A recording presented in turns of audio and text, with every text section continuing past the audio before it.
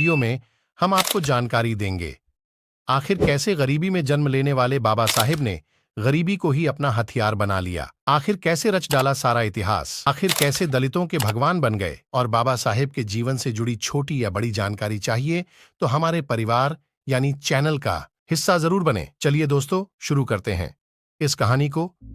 बाबा साहेब भीमराव अंबेडकर 14 अप्रैल सन 1891 में जन्मे मध्य प्रदेश के एक छोटे से गांव में हुआ था।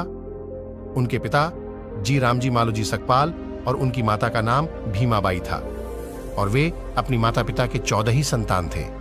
बाबा साहेब अंबेडकर का परिवार महार जाति से ताल्लुक रखता था, जिसे लोग अछूत कहकर पुकारते थे।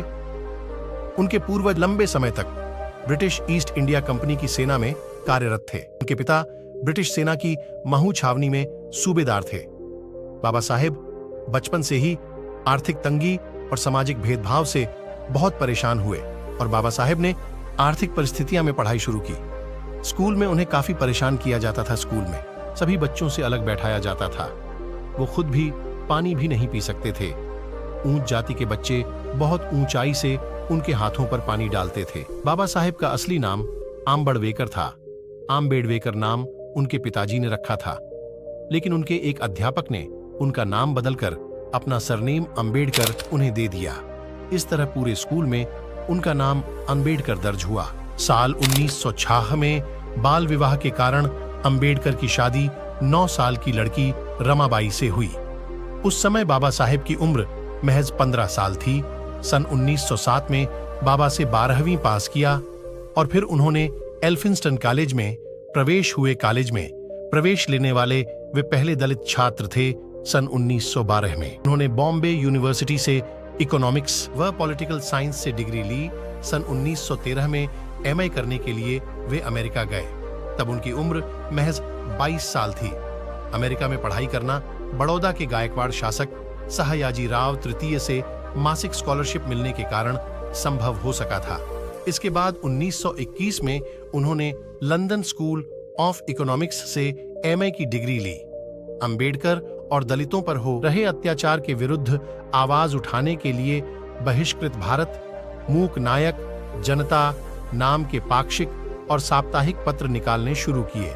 1927 से उन्होंने छुआछूत जातिवाद के खिलाफ अपना आंदोलन तेज कर दिया।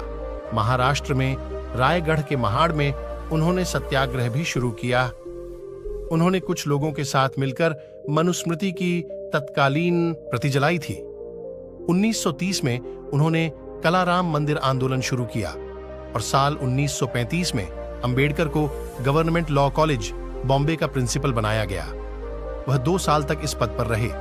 अंबेडकर ने 1936 में लेबर पार्टी का गठन किया। उन्हें संविधान की मसौदा समिति का अध्यक्ष बनाया गया।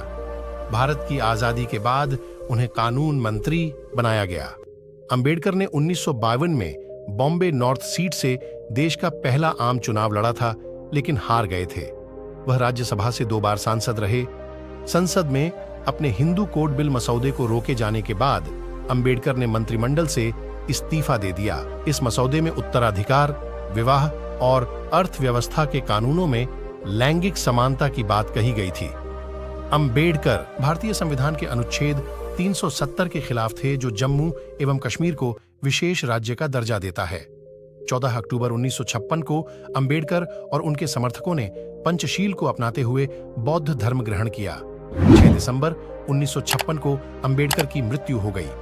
1990 में उन्हें मरणोपरांत भारत का सर्वोच्च सम्मान भारत रत्न दिया गया। अगर बाबा साहेब के जीवन की छोटी या बड़ी जानकारी चाहिए